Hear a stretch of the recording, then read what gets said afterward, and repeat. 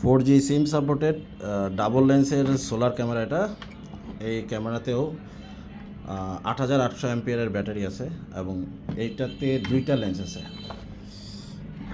এভাবে যদি ক্যামেরাটা আমরা ফিটিং করি তাহলে উপরে এই একটা লেন্স আর নিচে হচ্ছে একটা লেন্স। এটা হচ্ছে PTZ আর উপরেটা হচ্ছে ডোম ক্যামেরা ফিক্সড। এইটা আপনি অ্যাডজাস্ট করে নিতে পারেন, উপরের লেন্সটা আপ ডাউন করা যাচ্ছে। আর এই ক্যামেরাটার সাথে আপনারা পাচ্ছেন একটি সোলার প্যানেল।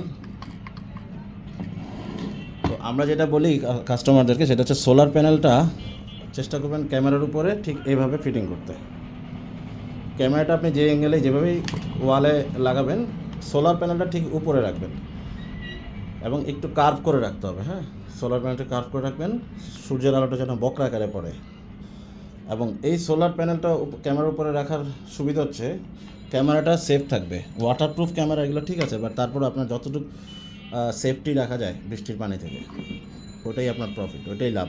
ক্যামেরাটা ভালো থাকবে তাহলে।